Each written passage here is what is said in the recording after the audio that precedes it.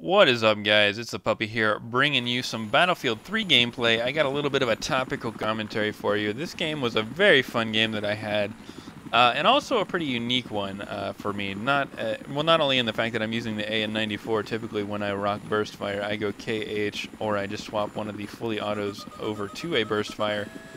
But also because at one point in time you will see me stop, and I will go ahead and try to mention that when I see that. And this is when that particular time will be me answering my cell phone, taking my headset off and answering my cell phone. And then you'll see me stop again at a later point, and that'll be when I put my headset back on. Now, part of why that's unique for me in particular is because a lot of you guys know I have terrible eyesight. I have to rely on a lot of other things to go ahead and try and get that kill. And by the way, that's my only death this game, so enjoy.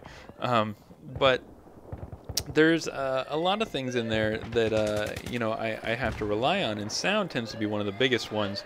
And when I play without it, I am at a huge disadvantage. And this particular gameplay just goes to accentuate, especially this moment right here, as you see my buddy charging in as I'm disarming, and just good teamwork all around. But it goes to show that good teamwork can pay off and even make a less than somewhat skilled player, as I would definitely consider myself without my headset on, still be able to manage just fine, as I am able to do in this gameplay.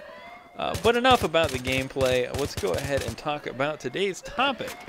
Now, I'm going to go ahead and try to broaden this a little bit. Now, I know most of you are all first-person shooter fans. I'm assuming all of you are first-person shooter fans because you're watching a first-person shooter.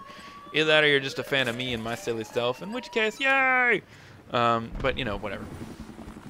So, I understand that some of you are fans of other games. Other people will branch out there.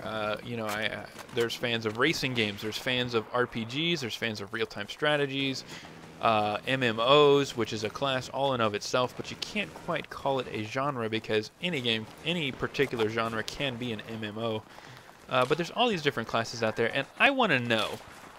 Go ahead, and if you have to break off and list one comment per genre, that's completely fine with me. I don't care if you flood the comment section. I really don't.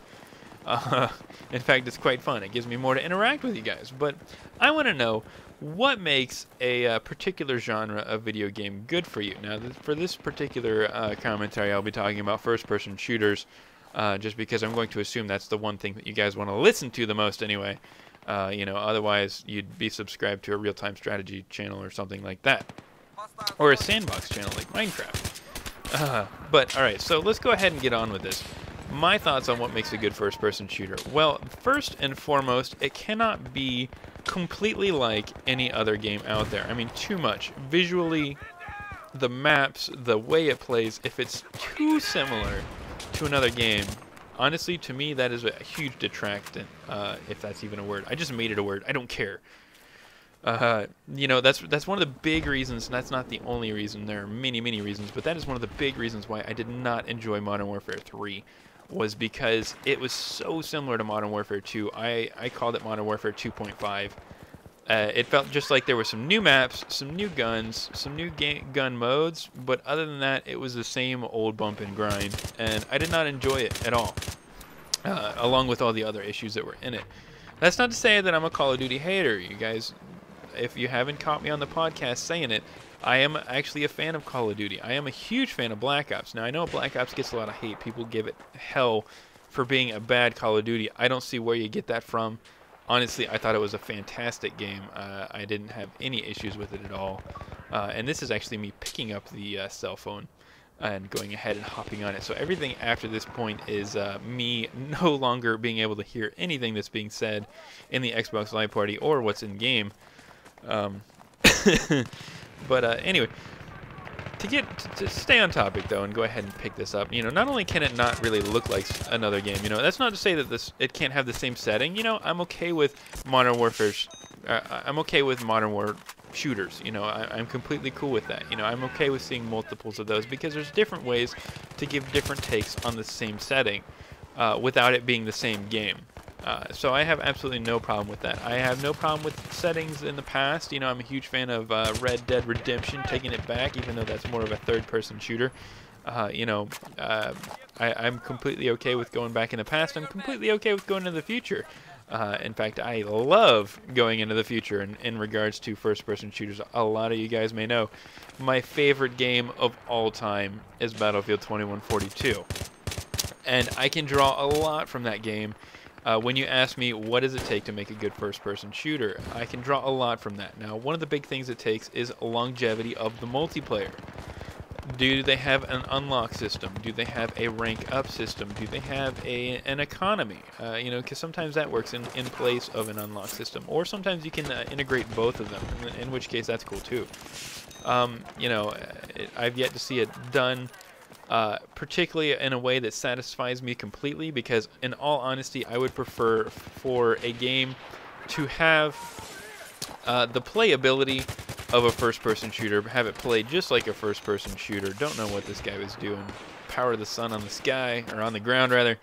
I would like it to have the playability of a first-person shooter, but the external mechanics, as far as the meta mechanics, as far as say your guns go, and say your attire, and maybe even your abilities.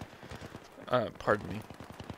I'd like all that to be more along the lines of an RPG. You know, like imagine like Skyrim or something like that, where you have to craft your weapon. You know, that way each weapon truly is unique to you. Now, I know we haven't seen that, and a lot of you are like, well, who the hell crafts their own weapon? You know, we go out there and gunsmith in your own barrel and stuff. Well, you know, I get that, but it's a game.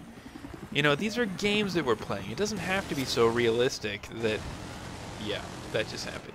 It doesn't have to be so realistic that that things in there aren't a little far-fetched. You know, I'm completely okay with that. You know, let me manufacture my own gun. Let me, you know, craft the parts for it. Let each part be unique and have unique appearances and unique gifts that it provides to it. But you know, what are some of the other things that I think that makes a good first-person shooter? Beyond that, let's go ahead and move on a bit. One of the things that I enjoy is, honestly, diverse landscapes. I want to see different landscapes. Don't show me the same thing over and over and over again, because I will get bored. You know, I want to be able to be fighting in the streets of a city 1 minute and the dunes of a desert the next. Kind of why I enjoy Battlefield 3 so much, because it grants us that ability. You know, I want to be able to play everywhere. And you know, if you can give me the ability to play in these places while staying on the same map in the same game mode is what I was gonna say, even better, even better. I will love you even more. You know, this is one of the things that I really, it's what makes the longevity of a game. You know, because if the maps are all the same, you get bored really quick because you're not really getting a lot of variety, and you tend to just want to move on. This is tried and true. You look at any other game out there, if it's successful, the maps are diverse. If it's not successful, the maps are not diverse.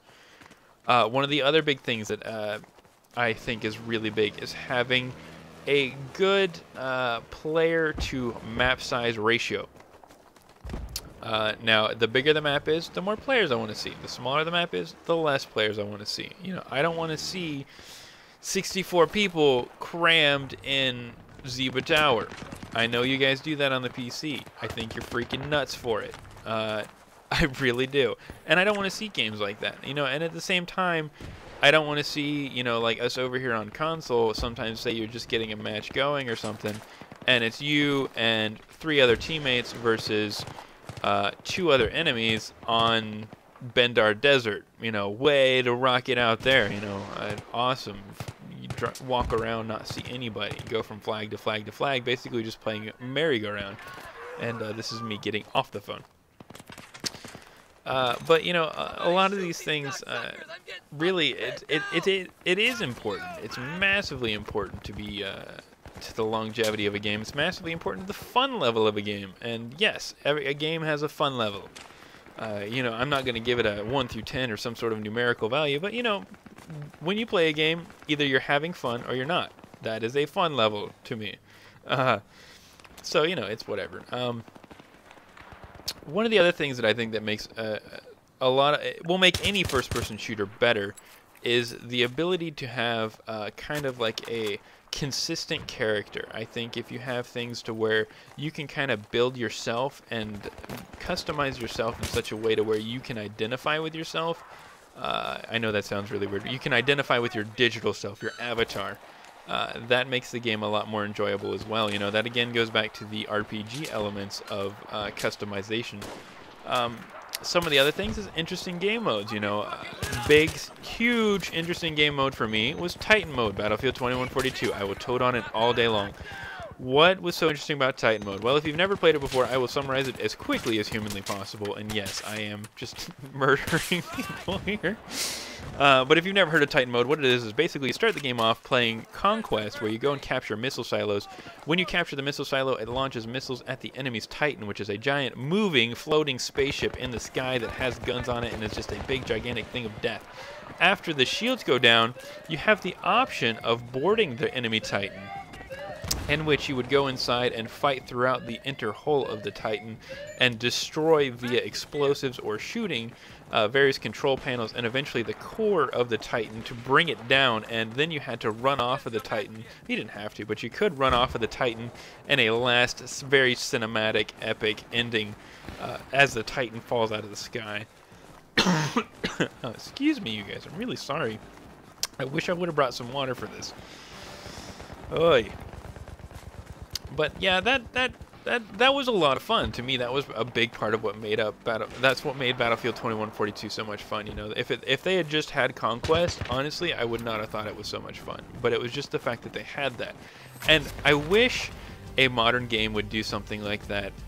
It doesn't have to be a giant floating spaceship, but you know, just have the actual what you're doing change in game. You know, go from capturing flags to blowing stuff up. You know, give us options, give us cinematic things like the tower falling on Caspian border. That's what I want, and that, in my opinion, are some of the things that I think that makes a good first-person shooter. You guys, go ahead and let me know what you think down below, and I will talk to you guys next time. This is Puppy out. Peace.